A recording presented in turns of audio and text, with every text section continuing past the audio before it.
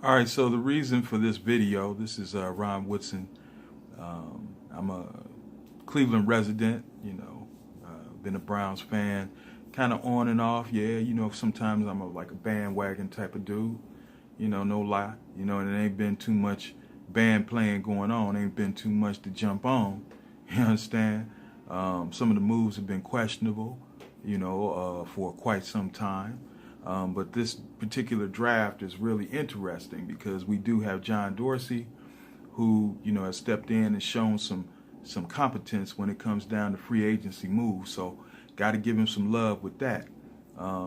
He's also quite covert with his comments, even though he seems overt. He's covert. He's not going to give away the ship. You know what I'm saying? He's not going to give away all the secrets and stuff. He plays good poker. But I guess my whole thing is, with the whole, should we take quarterback at number one? Should we go running back at number one? That's a good question. And that's only how the draft shakes out. You understand? Who makes moves? Who's doing what? And you really don't know at number one who's going to make the move to go to number two and why. Right now, a lot of people are starting to say that Saquon going to be gone and he ain't going to be there at number four. Whereas other pundits seem to think that all the so-called top three quarterbacks, Baker Mayfield ain't one of them. Obviously, they're pretty much Josh Allen, Josh Rosen, and then of course Sam Darnold. And then there's such a disparity between the number one running back and all the other running backs. I don't even want to hear about how deep this class is. You miss out on Saquon Barkley, you really done messed up. You get this quarterback, and he going to be sitting anyway because Tyrod's going to be your week one starter.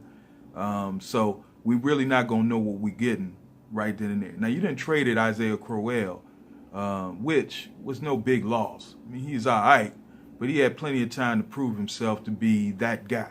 Now, is it cool that we got Carlos Hyde? Heck yeah, I love his running style. Love his downhill, just all out. The dude is hard. You know what I'm saying? I like this dude a lot. But I don't measure him on the same level as a Saquon Barkley.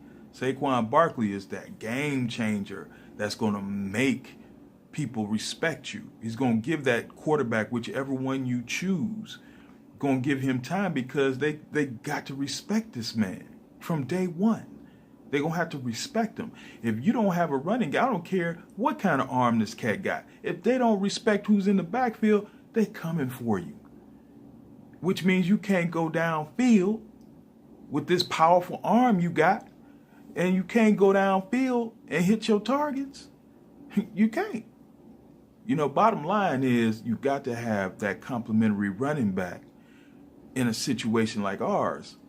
You got to have that dude that can make people game plan just for him. I doubt seriously if people were game planning against Isaiah Crowell and Duke Johnson. Now, Duke becomes a real serious weapon now if you can get Saquon. Now, me personally, I'm going to go rogue on him. And I'm going to say, well, look, y'all hating on, everybody hating on Lamar Jackson. Todd McShay and Mel Kiper Jr. seem to think he's a project, but I listed on my Facebook feed, I listed a guy that really broke down film on this guy. And he actually is not a run-first quarterback. You know what I'm saying? He actually, his footwork, his subtle movements were quite, on another level. He's a very underrated guy. He does have issues with having his mom as being his agent. That's an issue. Not returning phone calls. This is a busy time. You just can't be like, I'm not there, so I can't really comment on how that's going down. But, the bottom line is, man, this is a business. And if your mom is not in that business, and I understand you want to keep the money to yourself because you're going to go in the first round or second round or wherever you fall to. I know you're a top pick, but you I don't know if you're making all the right moves or getting the right advice.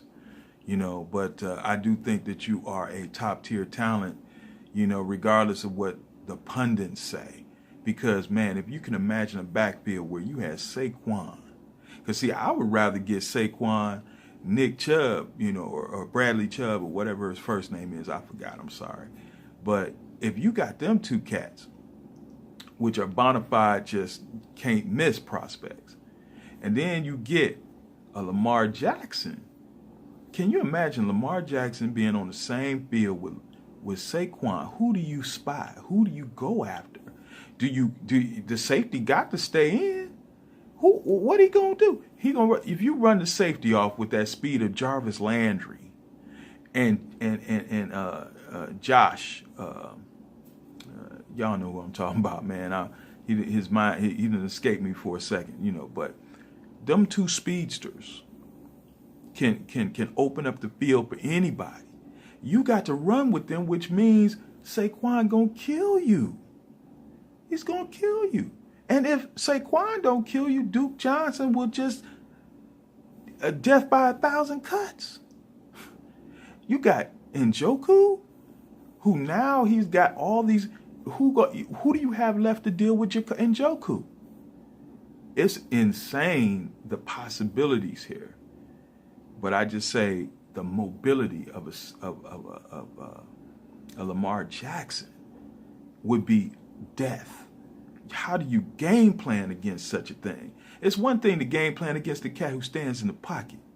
That's one thing. You can game plan against a kid. It's like, well, you're going to be in the pocket. He's not really going to escape the pocket. He's going to throw from the pocket. And that's cool, but in this day and age, man, cats is fast. Extremely fast, which means you don't get a lot of time to throw downfield. They've got to have something they respect to slow their butts down. And quite frankly, man, I just don't see us having that. Now, true, Tyrod Taylor is going to be a boss. I'm really glad they signed Tyrod Taylor. He's a good signing. Really good. Really, that dude, for real, is going to make some cats respect. But he's mobile. And he can throw. So there goes he can't, because he doesn't stay in the pocket. Nah. This cat know how to survive. He know how to lead men. And John Dorsey's already been on record saying he loves leaders of men. He loves that. So I'm with that too. So anyway, this is about time for this video to end. I just wanted to put my 2 cents up there and say, look, I'd rather have, if I could, if I knew what number 2 was going to do, because I think 1 and 3 is talking quarterback. If I knew what number 2 was going to do, that's the wild card. That's a big wild card. Because who's going to go after Saquon with either the 2 or 3 pick? Man, if he could fall to us at number 4, man, I wouldn't even care who they drafted at quarterback at number 1. I really wouldn't, even if he was in the pocket. I wouldn't even care. Either one of them busters. Nah, I'm just saying. Either one of them cats. The one thing I will say about Josh Rosen, though, he's a turnover machine. Dude turns the ball over. You talk about his highlight reel, that's a beautiful thing because they don't put all his interceptions in there. All his fumble, all his turnovers. Dude makes bad decisions at times, a lot of times. Like 21 interceptions, that's crazy. But anyway, y'all, just give you food for thought. I do like Chubb a lot. I do like Saquon Barkley a whole hell of a lot. The quarterbacks, they can fall in love with him and stuff like that, but every year we talk about we need a quarterback. Every damn draft, we need a quarterback. We got to have a quarterback. Well, a quarterback drives your franchise. How's that worked out for us so far?